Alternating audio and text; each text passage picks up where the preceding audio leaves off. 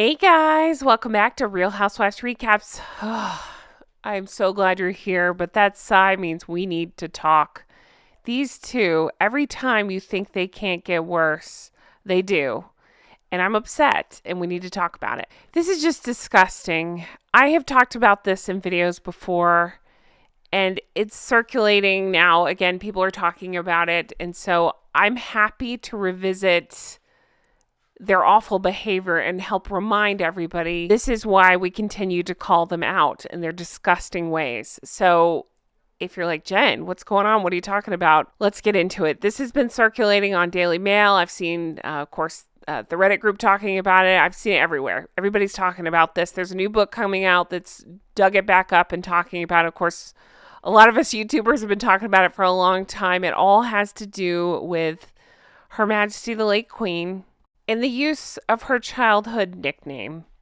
So I will refer to Her Majesty the late Queen and then the name in regards to her. But as you know, as of a long time ago, I quit calling the child that name. I will only refer to the child as either the child or as Lily. But it all has to do with naming the baby Her Majesty the late Queen's nickname Lilibet.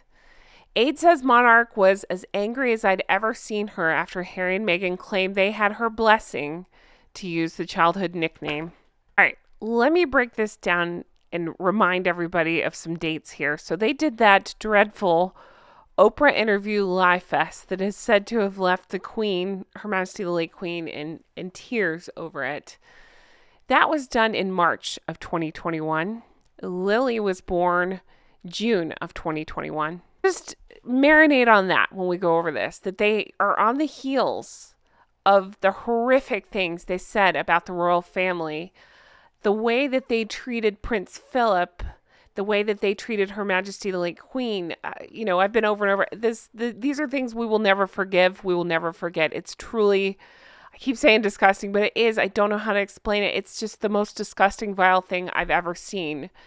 These two deserve everything that they're getting now, and I'm honestly happy to watch the karma biting them now. I think this is great, and I think more is coming for them, and I'm here for it, and I will continue to talk about it. And it's because of stuff like this. So let's read what this Daily Mail article has to say. Let's refresh our memories on what they claim and how the palace spoke out. I'd like to do that. I'd like to refresh our memories on what was said in the revenge book. So we're going to get into all that. Again, I don't normally like to be this dark, but I'm really pissed off about this. I'm sure you are too. That seems to be the internet sentiment. Now, side note, the story is being brought back to life because of this book right here. It's called New King, New Court, Charles III, The Inside Story by Robert Hardman. Now, I'm here for it. Anything that, again, exposes the two frauds, I'm here to discuss. So this book comes out January 18th. I am down to read this book. I'll probably do like I did with Cordia's, where I might skip some of the history stuff, but we can get into the juicy stuff of Hank and Skank. Let me know your thoughts on that. I'm here for it. Down to do it. It comes out this Thursday, the 18th. So this week's a little crazy. We're going out of town for just the tail end of the week, so it may be that I pick it up next week, but I'm definitely interested in reading this book. All right, so let's get back into the story. So Queen Elizabeth was infuriated by Harry and Meghan's claim that she had given her blessing to their daughter being named that name, a new book reveals. So I have been through this. Revenge has been through this. A lot of YouTubers have been through this. This is nothing new. But again, I'm repeating myself to say, thank goodness people are still bringing it up, because I really think, not us, because we know all the details, but the general public has a short memory and they forget about awful things like this. They go on Oprah, accuse the royal family of terrible things. And then to me, it was, obviously it's very purposeful hurt with this. They took that name, there was a private name, and they broadcast it to the world. And even if people knew that nickname, it was not theirs to share or to use. It's absolutely revolting what they did. Accuse the family of such horrible things and then turn right around and be like, oh, we're using that name. No.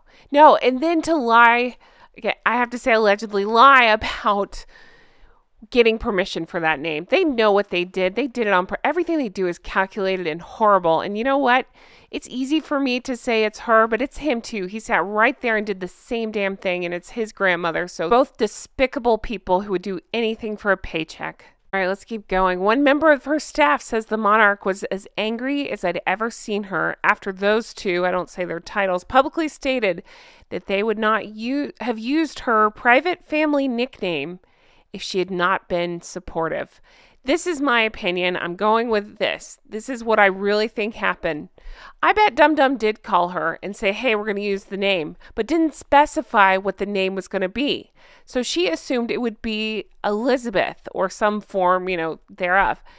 No, I don't believe in my heart of hearts that they don't do anything truthful or on the up and up. So I don't believe that they told her that they were going to use that name. I don't believe it. This next paragraph here exactly sums up how they operate. You ready? The couple even ordered their aggressive firm of lawyers, Shillings, to write news broadcasters and publishers, most notably the BBC, saying claims she was not asked for permission were false and defamatory and should not be repeated. So this is what they do. They do these horrible things like this. They mess with people. They try to get a reaction out of them. They try to come for the royal family and her family as well, knowing, well, her family can't speak up, but his family cannot speak up. And they know that. And they come for them. And they do these things over and over. And they accuse them of horrible things. And then they do shit like this. And then they get their lawyers involved. They're the worst. It makes me sick while they're playing victim and collecting paychecks. Again, from Oprah and the likes of them for stuff like this. Ugh. Then the dastardly duo attempted to co-opt Buckingham Palace into propping up their version of events. That is the nicest way to say these two can't tell the truth if their life depended on it. They were rebuffed. The illuminating revelation comes in the latest installment. Okay, so that's the book I was talking about. I'm excited to read it. Again, probably plan to pick that up sometime next week. I got a couple things coming up, but I will get to it, I promise. I'm excited to read it. So yeah, I'm excited to read this book. Apparently, the author talked to members of the royal family, friends, palace staff, past and present, to get this information. He then goes into, in 2021, those two's decision to call their new daughter that name, who was born in California and has only once briefly been to the UK, raised eyebrows. That name was the affectionate childhood nickname for the late Queen. Said to have come about because as a child, Princess Elizabeth couldn't pronounce her own name properly. So it was only ever used by her parents, of course, Her Majesty the late Queen, King George VI, the Queen Mother, her sister, Princess Margaret, as well as her husband, Prince Philip, and a handful of extremely close friends. At the time the BBC reported it, it had been told by a palace source that the Queen was not asked by those two as to whether they could use it. Other sources told media, including the Mail, that while the Queen was called by her grandson and the other one, she felt she wasn't in a position to say no. All right, so I've heard versions of that too. You have to take it all with a grain of salt. I don't believe anything coming out of Harry and Meghan's camp. I've heard that, but I've also heard that they floated just to use her name. So, of course, she assumes they mean Elizabeth or some version of that name. But those people's spokesman insisted they would not have used the name had the Queen not been supportive. Bullshit. When do they listen or care about anybody else besides themselves? I'm sorry, besides what Meghan wants. I don't believe it. I don't.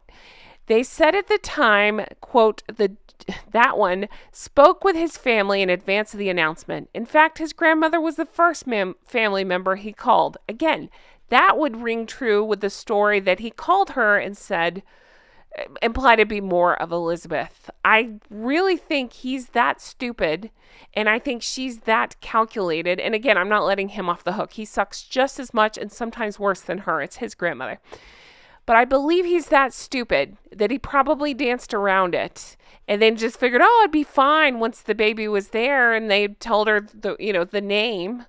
No, it's not fine. What you two did and continue to do is absolutely nauseating. It continues on that during that conversation, he shared the hope of naming their daughter that name in her honor. Had she not been supportive, they would not have used the name. Since when? Since when would they have taken advice? Again, I go back to the Queen offered her allegedly the help of people like Sophie, right? And Meghan was like, I don't need that. I've got Has. You know what I mean? Like turning down anybody's advice on anything. So why in the world would they have listened when it comes to something like this? It's their way of being complete pricks to the royal family, but then still trying to claim that connection, if you ask me. By naming her that private name, I think it's a way to say, look, we're still good with the Queen, but you're not. It says strongly worded legal letters were then sent out. Okay, well, here's mine to say if they want to write me a legal letter. This is all my opinion. In my opinion, they're selfish assholes who do whatever they want. They don't care who they hurt. And again, it's just for a paycheck. Fuck the both of them. Don't get to be the bullies and then play victims. Their favorite thing to do. The author goes on to point out that, how interesting that Dum Dum omitted this entire thing from his memoir, Spare. Then he goes on to that quote we saw where one privately recalled that Queen Elizabeth II had been as angry as I'd ever seen her in 2021 after those two announced she had given them her blessing to call their baby daughter that name, the Queen's childhood nickname. The couple subsequently fired off warnings of legal action against anyone who dared suggest otherwise, as the BBC had done. However, when they tried to co-opt the palace into propping up their version of events, they were rebuffed. Thank God for that. If they had been on the up and up about this, and this really happened, in my opinion, they wouldn't have to fire off threats of legal action because they would know the truth. But once again, recollections may vary, right? Those noisy threats of legal action duly evaporated, and the libel actions against the BBC never materialized. Dun dun dun. Just like they've never sued Tom Bower, author of, say it together, Revenge, right? He must be onto some stuff. Of Harry's relationship with his father, Hardman quotes one friend, of course the king is extremely sad about those two, but there's a sense of exasperation that he's done what he can and now he is king. There are more things to worry about. I do want to share this. This was posted by Alice Roosevelt, 1884, on St. Meghan Markle, and she did a great job. She pulled the section of Revenge where they go into this very thing. So I thought we could read this together and discuss. Let's take a look. All right, ready? It starts out by saying Harry's daughter. Isn't that interesting wording? Let that marinate. Harry's daughter was born at St. Barbara's Cottage Hospital on the 4th of June. On the same day, but 2 days before the birth was announced. Meghan's lawyers registered that name.com website after the birth, but before the public announcement. Harry called the Queen. He told his grandmother about the birth and their decision to call their daughter that name. To stymie the Sussexes, the palace told BBC that the Queen was never asked for permission for use of that name.